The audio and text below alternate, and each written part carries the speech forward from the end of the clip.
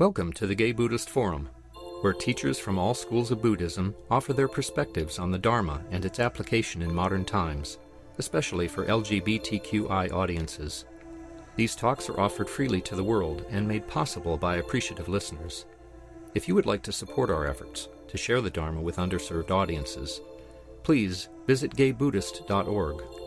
There you can donate, find a list of upcoming speakers, or enjoy many hundreds of these recorded talks dating back to 1996.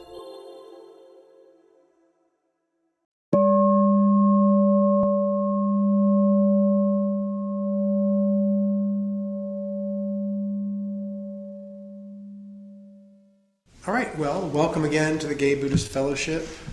My name's Grisha, I'm the facilitator.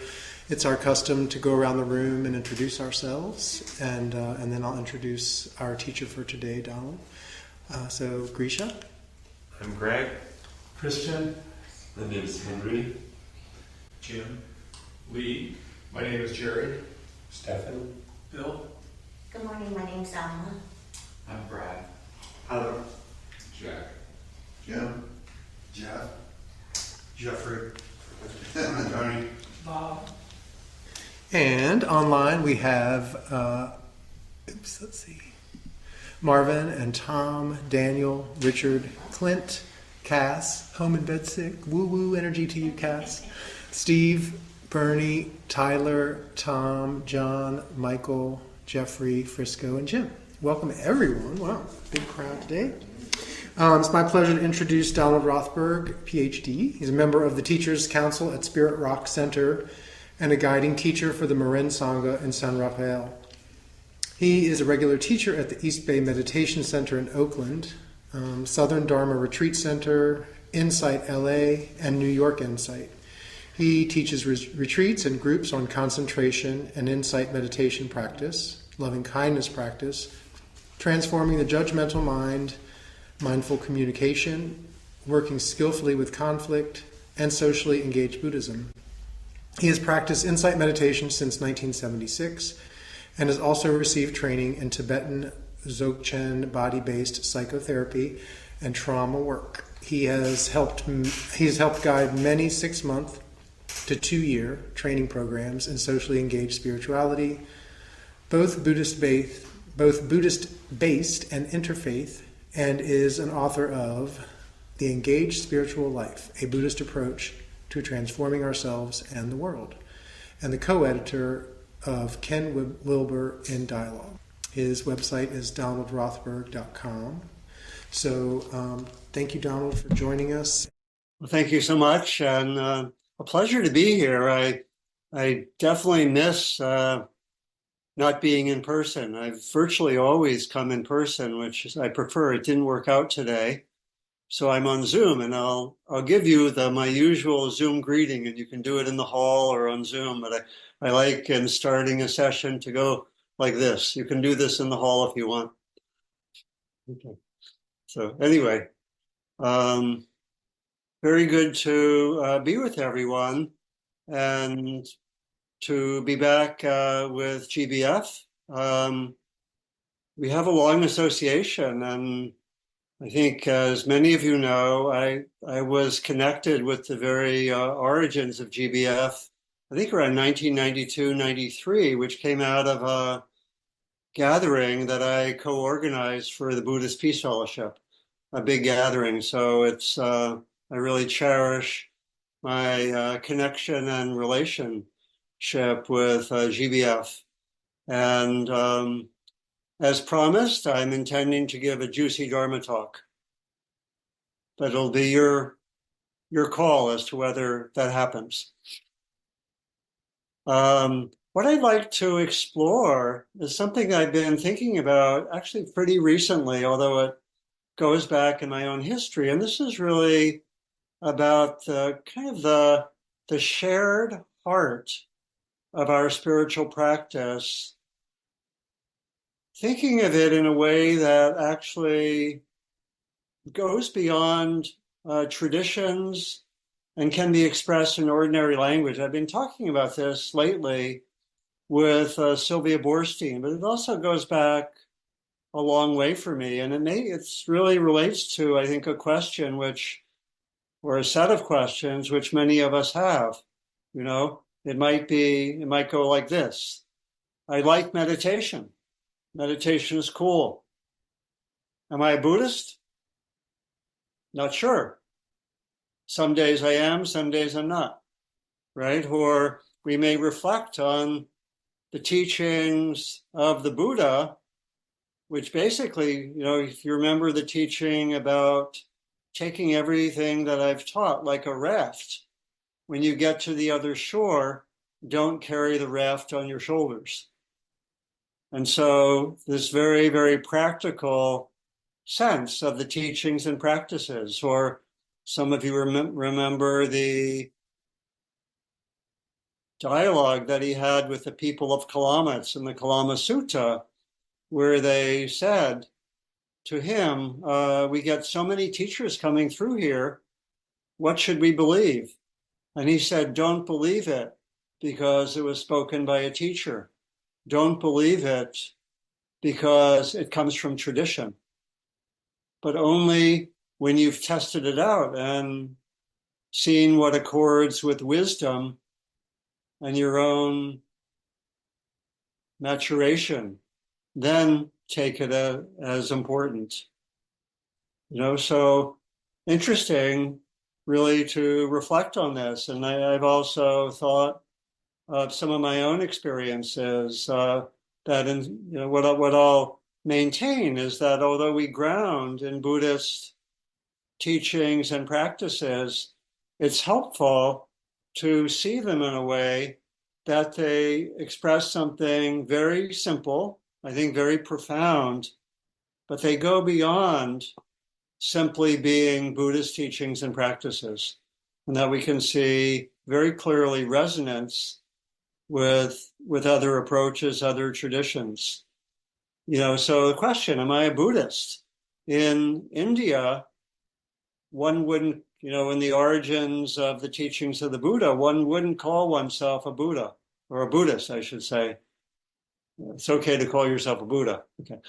But you wouldn't call yourself a Buddhist because the very concept of religion is a Western concept. There they would say, I'm a student of the Dharma, right? And even in the current framework of Indian so-called religion, Buddhism is not seen as fundamentally different from Hinduism. They're all part of the same offering, even right now. Or I think of the way that when I lived in Kentucky, which I did for 4 years, I was a teacher at the University of Kentucky. And I would go out. I started going out to the Abbey of Gethsemane, where Thomas Merton was a monk, Catholic monastery. And I went there about once a month. I was part of a group called the Thomas Merton Group. And it was wonderful. We got to read unpublished manuscripts from Thomas Merton, which have since been published. This was in the 1980s. And I was a Buddhist practitioner.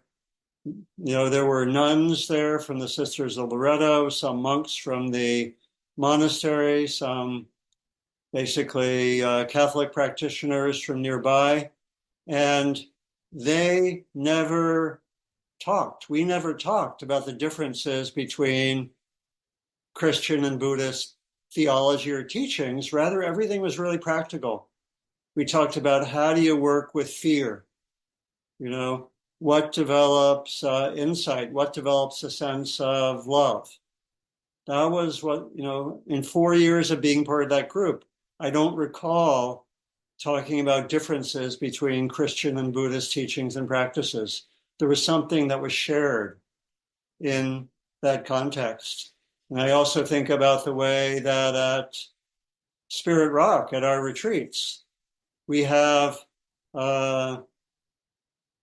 Christian nuns come, Jewish rabbis, people from other traditions come, and they find themselves very much at home.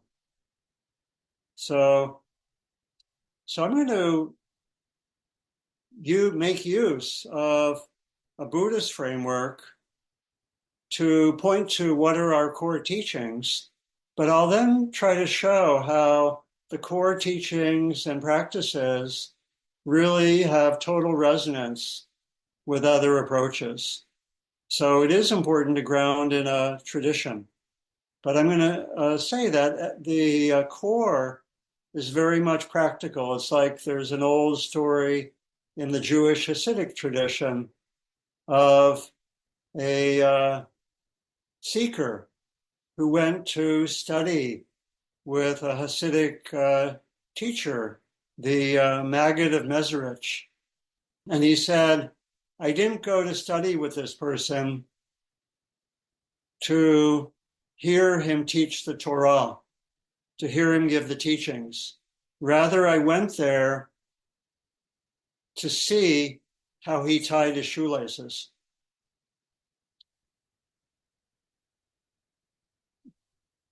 Shoelace meditation, very, very crucial. But the larger point is that there was something on this very primal level that he was looking for beyond the words or concepts, something really crucial. The way that the Dalai Lama says, my religion is kindness, and says that, there's something that goes beyond me being a Buddhist. The way that Gandhi said that there was a heart unity to all traditions at a time when there was sometimes tension in India between Hindus and Buddhists and Sikhs and Muslims and Christians. He said, we are all aligned. There is a heart unity there for all of us. So how do we understand this? What I'll do is I'll briefly talk about the foundations of our teachings and practice in Buddhist terms. And I'm inspired by hearing from a Vietnamese friend named Thich Minh Duc, who's a Buddhist monk. And he told me some of the history of Buddhism in Vietnam. And he said that in the 1930s, when there was still a struggle against colonialism, he said the Buddhists in Vietnam modified the traditional teaching that the Dharma, the Buddhist teachings and practices, are like a bird that has two wings. The wings are wisdom and compassion. And they added, you have to add courage. So it becomes wisdom and compassion and courage. And I've thought of courage as connected with action.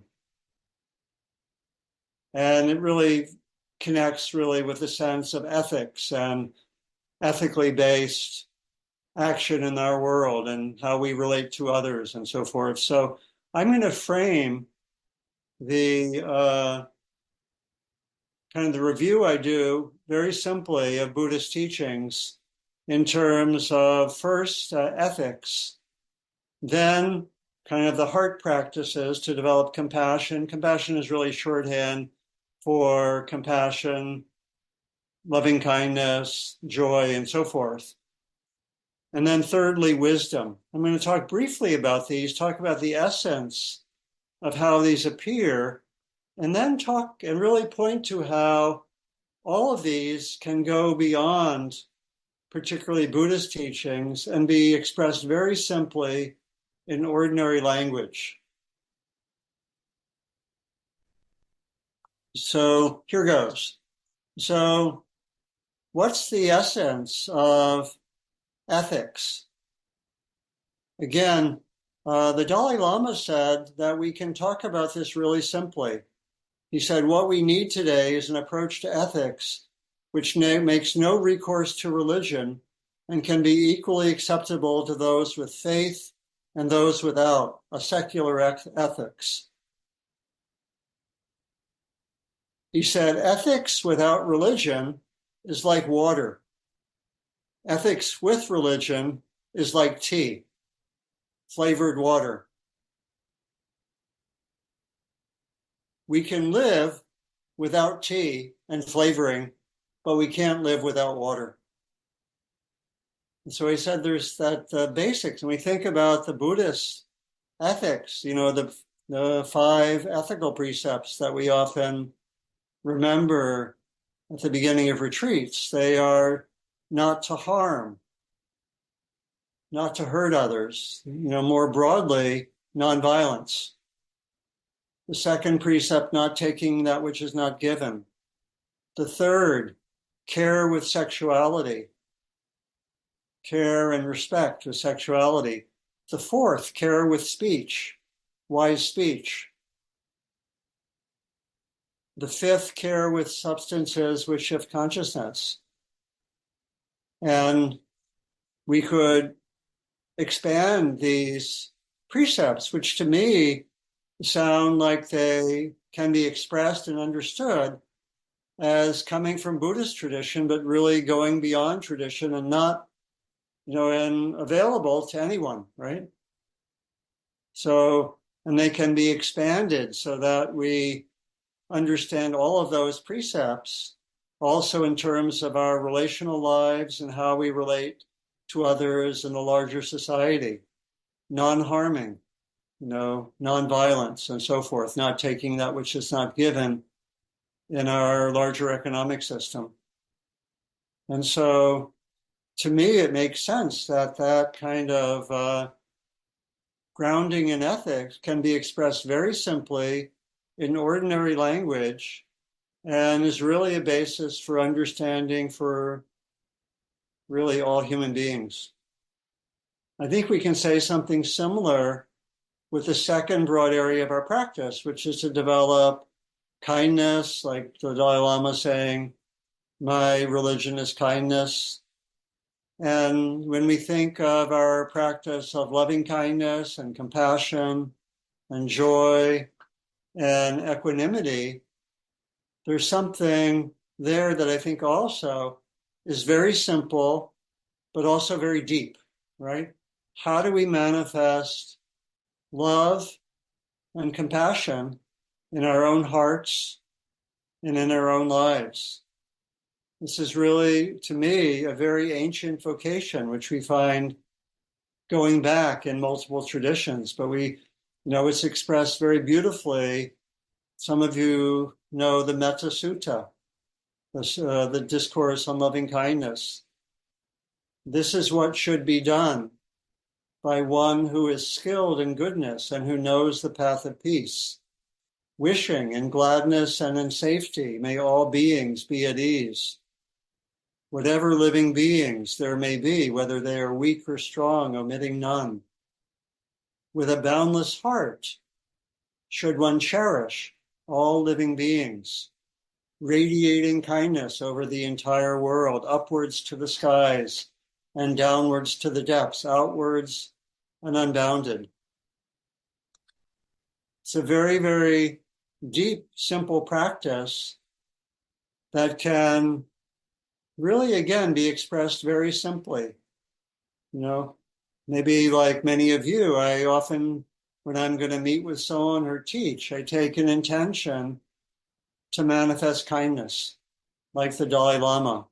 And I have people I work with who take this very simple practice and bring it into their work as therapists, as health workers. Several people I work with basically manifest metta all day long in medical settings, right? Probably many of you do something very similar. Very simple. A lot of people I work with also, I work with several young parents who are dedicated to bringing metta into their loving kindness, into their time with their children. One person told the story of how with a 1-year-old who was waking up very frequently at 1, 3, and 5 in the morning. And my student wasn't able to sleep well and was getting grumbly, and then remembered metta and said, okay, I have metta practice at 1, 3, and 5 in the morning. Yay. So this is, again, very, very simple and very profound, but it's also something that can be understood and talked about across traditions, or even without any tradition. Mark Twain said, kindness is the language that the blind can see and the deaf can hear. Kindness is the language the blind can see and the deaf can hear. We find this in other traditions as well. From the Jewish Talmud, it said, the highest form of wisdom is kindness. In the Jewish mystical text called the Zohar, it said, quoting the Psalms, the world shall be built on love. By this the world endures. From Thomas Merton in the Christian tradition, our job is to love others without stopping to inquire whether or not they are worthy. That is not our business, and in fact, it is nobody's business. What we are asked to do is to love, and this love will render both ourselves and our neighbors worthy. From the great Christian Saint Teresa of Avila, accustom yourself continually to make many acts of love, for they kindle and melt the soul. So again, what I'm suggesting is that the basics of our practice are simple. We ground in Buddhist practice. That's drawn us, but it can be helpful to understand how we can both express all of this very simply in ordinary language, which helps with communication with friends and family.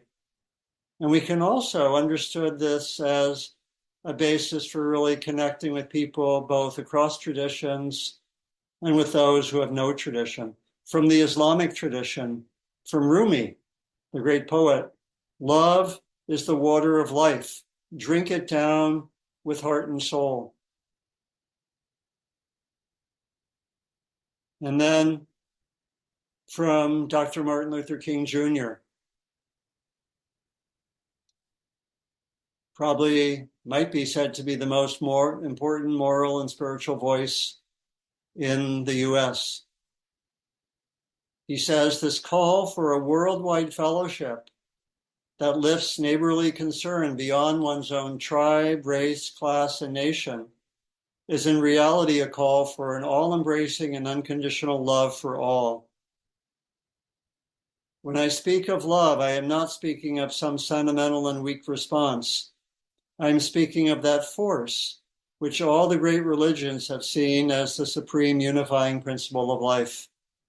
So again, across all human cultures and traditions, and also can be expressed very simply. Again, from the Dalai Lama, be kind whenever possible. It is always possible. Oh, I like that. Be kind whenever possible. It is always possible. Very good one for refrigerators, right? So then the last area I want to talk about is wisdom.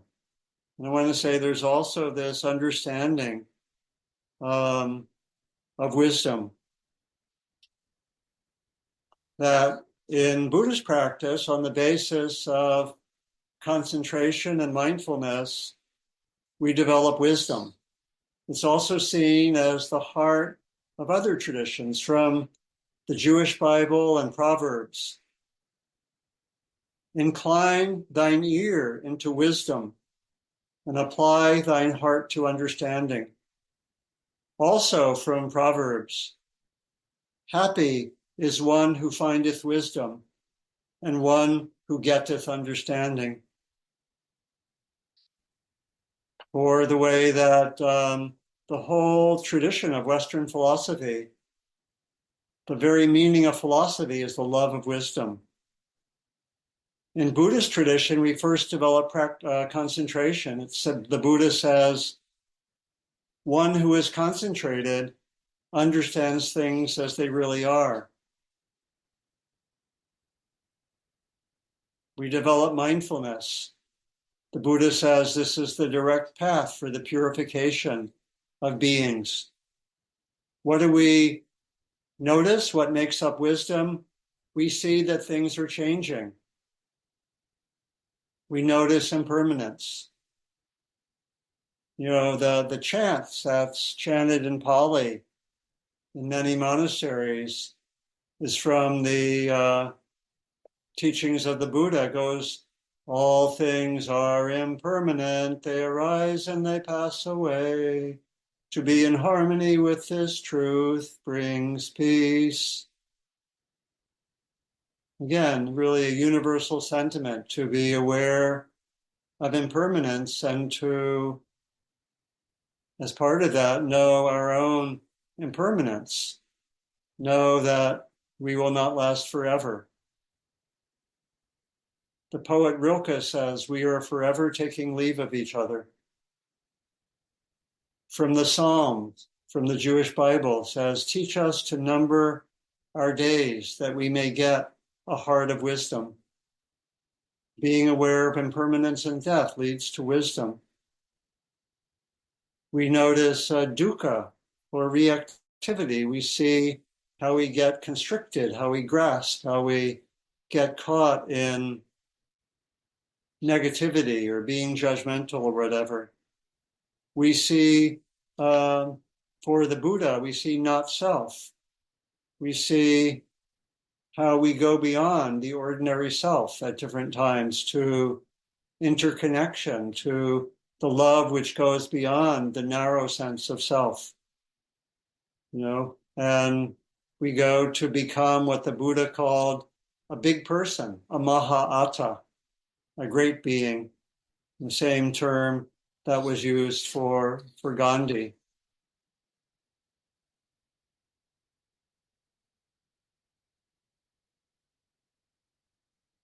And we also, as part of our practice, we awaken to the sacred. We awaken to Nibbana. We go beyond our ordinary experience and touch something very large. And we could also say, and I won't go into this in detail at all, but one of my mentors and teachers was a man named Houston Smith. Anyone know Houston Smith's work? Wonderful teacher. And I studied with him. I was part of a small group of people who studied with him one summer in Berkeley when I was still living in Kentucky. And he was an advocate of the view that at their contemplative and mystical depths or heights, whatever metaphor we use, all the traditions of the world are saying the same thing. And we explored this for a summer together with Houston, and he's been a mentor to me. He died several years ago in his late 90s, but he has maintained that perspective that the awakening of the Buddha is the same as the coming to know God of the Jewish mystics or the Christian mystics or the Islamic mystics. One of the great Islamic mystics said, that I am not different from God. He got some slack for that.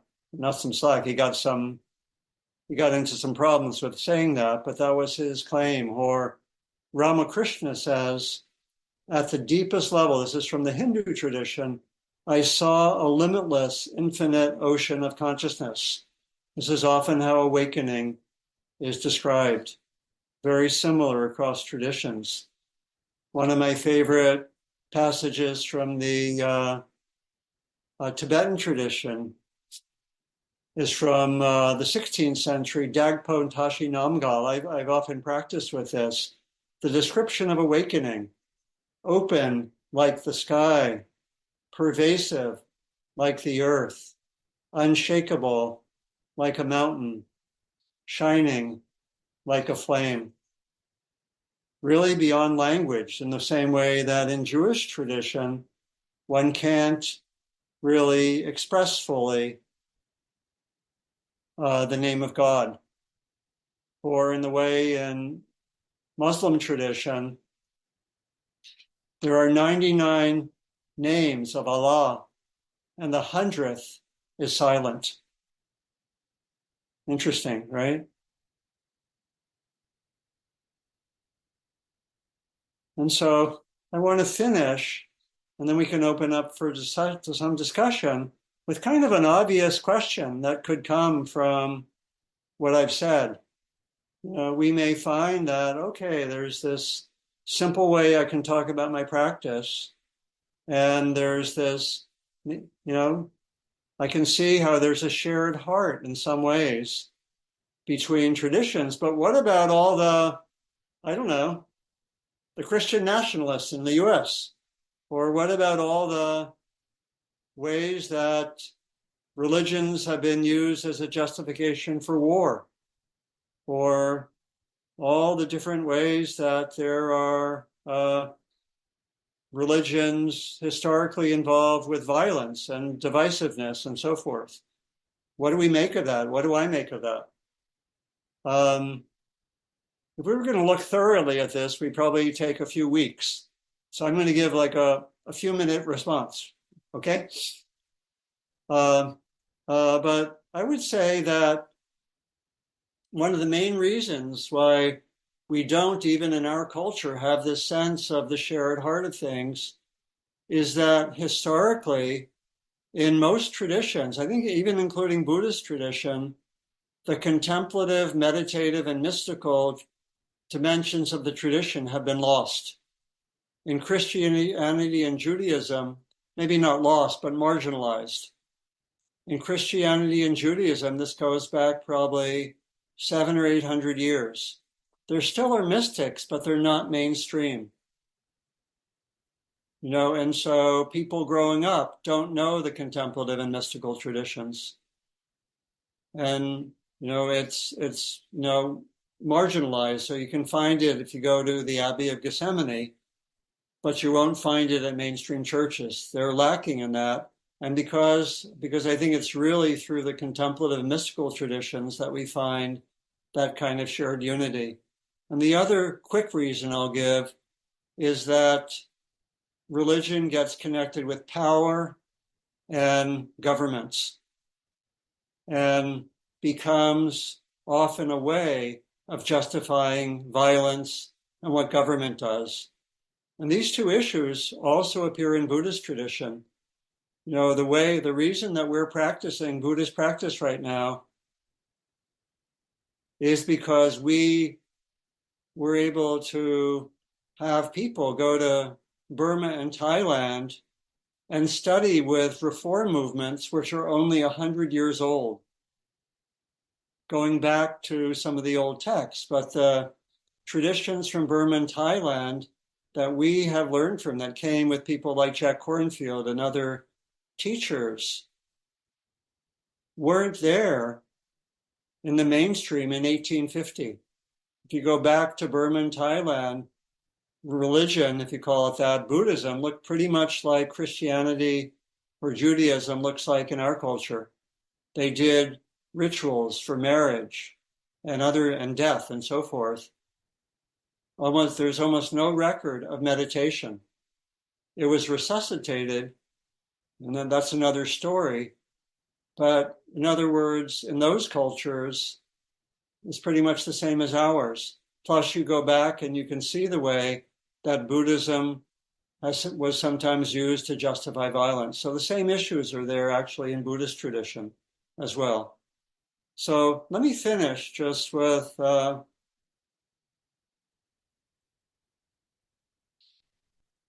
few quotes. I'll go back to the Dalai Lama.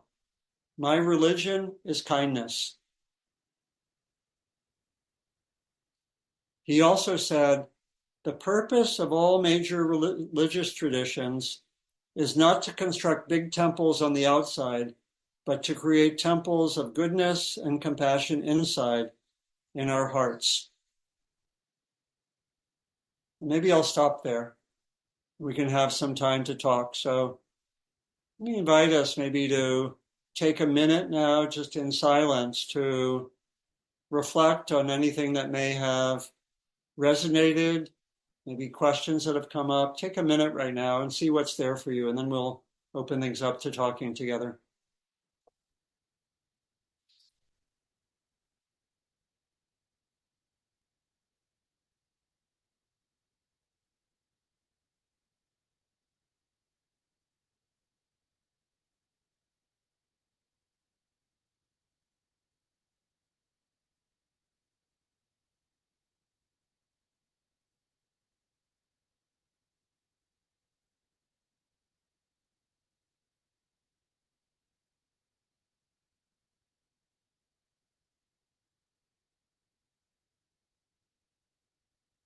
So thank you very much. I think in summary, my talk was really about what's sometimes called right view, how we understand our practice and how we might really keep the essential elements in mind and keep it simple. So let me stop there and open things up. I think we have Tom, looks like, and you can help me bring in the voices of people in the hall. Yeah. Yeah. Please, Tom. Thank you, Donald, for another great talk, as always.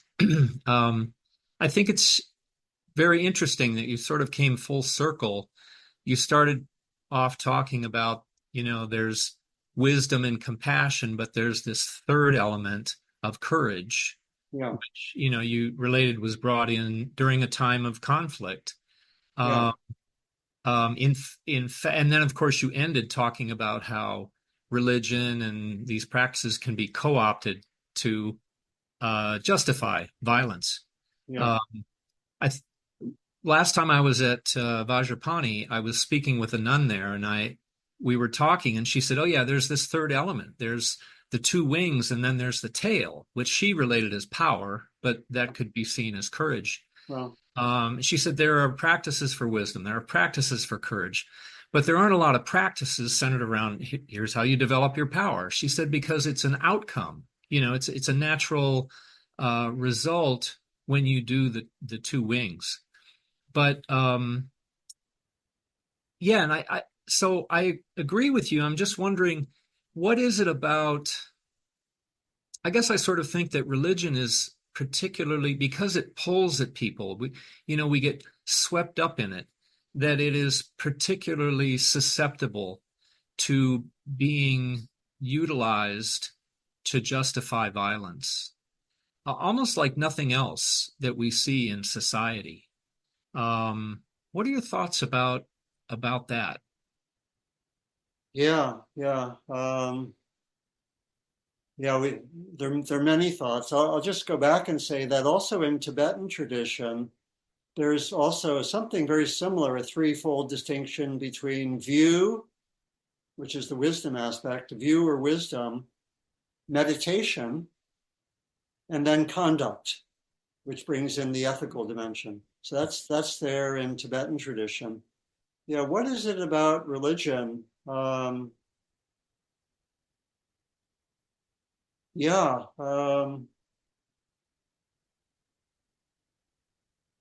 I think it's that for one thing, the people in power want legitimization. They want somehow to be sanctified. And the people in power typically are not devout spiritual practitioners. There are exceptions to that. What was the great Indian emperor who converted, Ashoka, right? Who whatever it was, something like almost 2,000 years ago, abolished capital punishment, right? Millennia ago did that. So I think that the rulers are not practitioners. That's one thing, and they use it in a manipulative way. They're concerned with powers. That's one major area. And that maybe another part of it is that many of these traditions, the depths were realized in monasteries and in among hermits, right? And they didn't necessarily have teachings about how you bring this out into the larger world. It's interesting, right? When you think about it, in the way that we've tried to do with socially engaged Buddhism. We've tried to say, let us be grounded in Buddhist teachings and also have it be a guide for how we can be in the world. So I think we haven't had too many guides for religion that come out of the depths of the tradition, because they've generally been separated out from the rulers. Those are two ideas which come right away to me, which makes some sense. Yeah. And it makes sense that those subtle practices are not conducive to lists and rules and things like that. But the other ones are, and those are the teachings that make it out into the world and then get, utilized for power. So, but I would say that we can do that now. That's the difference, right? That, what I think is most needed in our time, and I haven't quite got it together yet, but I've wanted to organize a training program that took people to the depths of spiritual practice at the same time that they are engaged in the world, which I think we deeply need. So I think what's really calling me and many people is to have ways of being in the world, whether it's, as a member of a government or as an activist, whatever, that we deeply need now, that come out of a simultaneous going very deeply in practice. So I think that's possible now. Thank you. If you develop that, I'll sign up. Okay, thank you. Thanks so much, Tom. Oops, we have a couple of hands in the room. Go ahead, Lee. Speak up for the recording. So I was at the GBF retreat that you led, and you recommended a book there by, I remember all of this correctly, though I look at it every day, and I've read all of it, Rothberg on the topic of dependent origination. Yeah. Which for me fits with, it's about the nature of our existence. Yeah. And for me, it fits with determinism, which I came to think was valid when I was 17 and haven't changed. Yeah. And it also fits with what I know of modern physics, which is a very different, but comes out in the same place. And it seems to me that it's that question of the nature of existence that underlies contemplation. And then the question is how that connects with the other things about, which I would call how to behave in the world, ethics and so forth. And I'm not sure if it's appropriate here, but if you have anything to say about that, I'd be interested. No, thank you for really making some of those connections really, really helpful. It really also calls to mind, I think, what you're pointing to, and I think that, the book by Rob Rebea, Seeing That Frees, right? I think that was the book. And, but pointing to the way that, what would it be like if we had a unified way of understanding that brought together, much like I've suggested, all of the traditions at their depths or heights, whatever metaphor you use, along with science, and points to, and with all the dimensions, including action and ethics and so forth. And what would it be like if this was more and more accepted in the world? Would not this be, I think this could be a force for tremendous good if we have that way of understanding. So, so I think that's a way of sort of taking what I've suggested a few steps further, really. And, what would it be like if people from all over the world said, yeah, we're unified in this, and we have to work together and understand our commonality to deal with climate issues or political polarization or all the different questions. To me, this, and bringing in some of the pieces you mentioned really helps fill it out. So thank you for that. Jeff? I used to have a therapist who was also an Aikido instructor, and he really brought to my awareness a path of a warrior. Yeah. And I was really impressed that all warriors had a code of ethics. And Of what? A code of ethics. Oh, yeah, A yeah. moral code. And it strikes me that you're talking about from a very foundation of secular existence, that to live a spiritual life, or as we call it, but simply a good life, is to have the code of ethics to live by. Is that what Yeah. you're saying? Yeah, really, I think really, really crucial. And, the sense of the warrior, maybe we could use other words if some people are uncomfortable with the word warrior, but it really points to someone who's really, basically dedicated to bring in whatever we call it, fierce compassion to help others, right? Something Yes. similar to the bodhisattva in certain ways.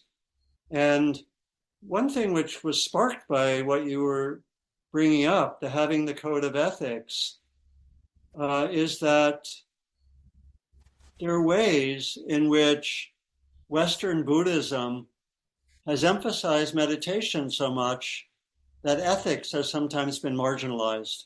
Mm-hmm. And we have groups that are sometimes even they're called meditation groups, right? And we might bring in ethics at the beginning of retreats, but they're not really clearly there as a main way of practicing. And that's unfortunate because, I've worked with groups sometimes where we've worked with the ethical precepts, where we would, take a precept, work with it for a month, take a second precept, work for a month, and so forth. And of course, one of the ethical guidelines is about speech, and that can be such a fundamental way of practicing in our daily lives. So I think there are ways that we need to remember that meditation's crucial, and it's a way of making up for the way that the contemplative traditions in the West have been marginalized. But we have to find ways to bring in the ethics in our practice and our teaching. So really helpful to highlight that. Thank you. Thank you. How are we doing for time? Should we take one more and then finish up? Yeah, I think we have time for another one, and Stefan is asking a question.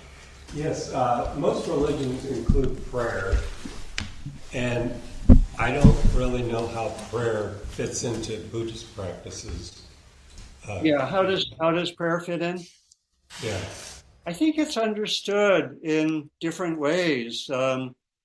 Maybe most broadly as the use of words and language to move one's heart and being in a certain direction. I know when I was learning how to teach loving kindness or metta practice, my mentor was Sylvia Borstein, still a good friend. We still teach together.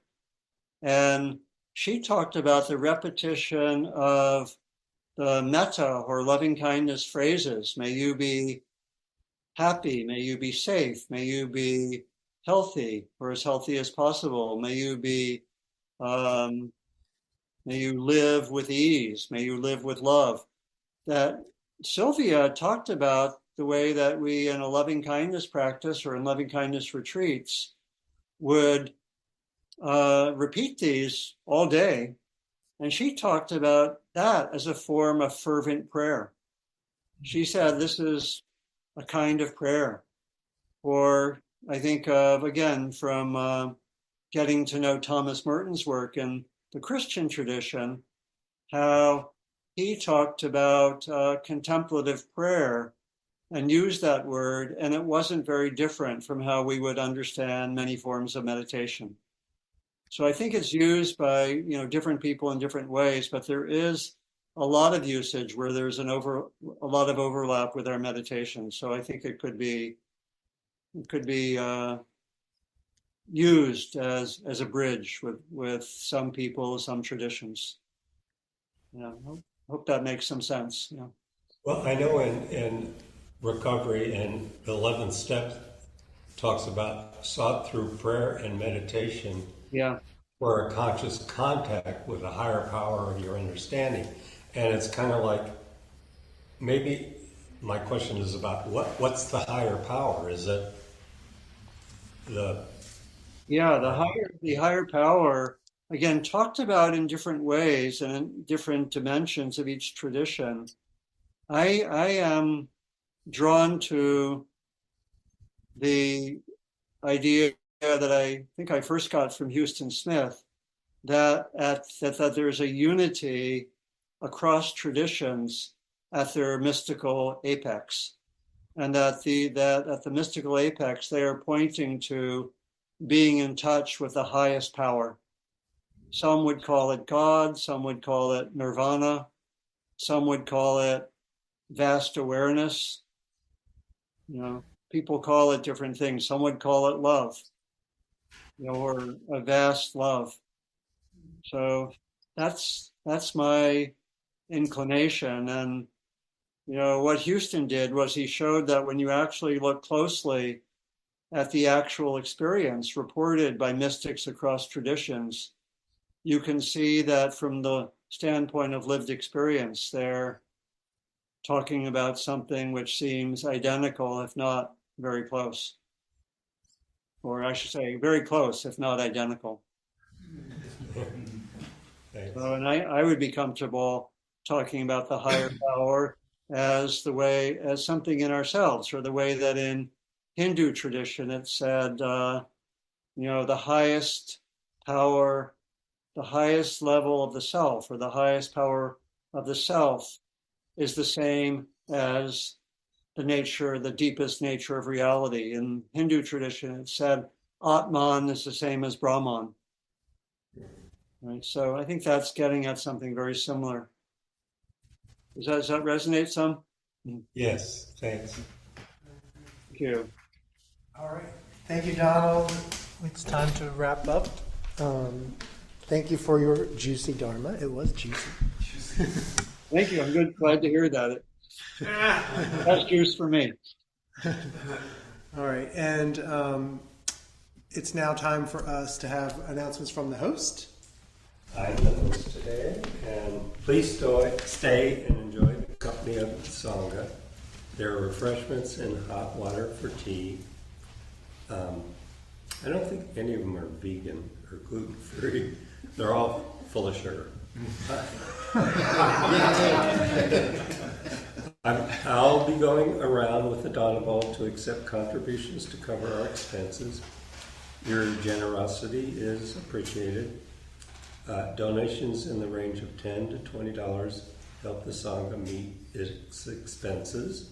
These include honorarium for our Dharma speakers, rent for this beautiful center, and soon we will also be having monthly dinners at the Larkin Street Youth Services. Also, our quarterly newsletter mailed mostly to people in prison. There's a newcomer's sign-up sheet on the credenza. If you wish to be included and receive our Sangha membership directory, please sign up and include contact information you wish to share with the group. And for those online, you can go to our website to also sign up for the newsletter. Some members go out for lunch after the meeting. Everyone is welcome to join them. The group meets at the front door around 12:30 p.m. Thank you. Other announcements, Jared? Yes, hi. Just a reminder, the GBF retreat in September is the 20th, 21st, and 22nd at Land of the Medicine Buddha. Our teacher is Renee Rivera, and we still have single rooms open, double rooms, and some camping. So if you're interested, take a look at the website. You can register there. And if you want to talk to me during the social half hour, come on over. Thank you. Yeah, Thanks, great. Speaking of engaged Buddhism, I just want to make a plug for donations and also doing phone banking for the Harris campaign. It's very easy. They give lots of instruction. You almost don't talk to people at all, so it's pretty. It's not uncomfortable. You just leave messages a lot, and I think it's important. Thank you. Go ahead, Jack. Next Sunday is the GBF. Next Sunday is the next GBF newsletter production for mailing. So please come next Sunday. Also, I noticed in some notes a reminder that if you donate things to the community thrift store in San Francisco and you tell them that you'd like the proceeds to go to the Gay Buddhist Fellowship, we get a percentage from your donations at the thrift shop. Any other announcements?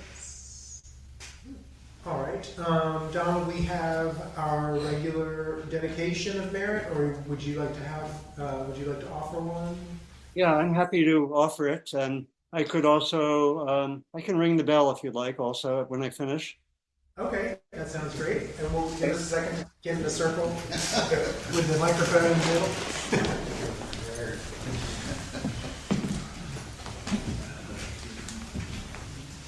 Yeah, wonderful. And I'll just say, Are you Buddhist today?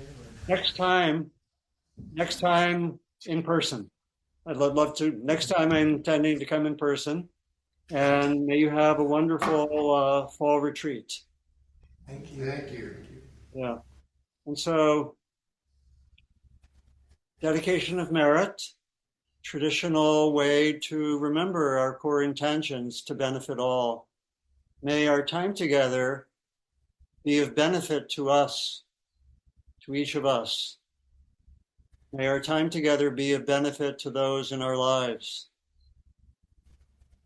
And then may our time together be of benefit beyond our own circles, ultimately towards all beings. May our time together be of benefit to all beings, knowing that we are part of all beings.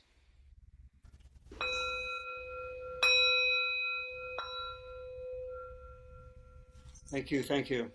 Thank you very much. Thanks a lot, Donald. Thank you, thank you, thank you. Thank you. Have a good one. Okay, till next time. Thank you, Donald. Take care. Yeah, you too. Bye-bye.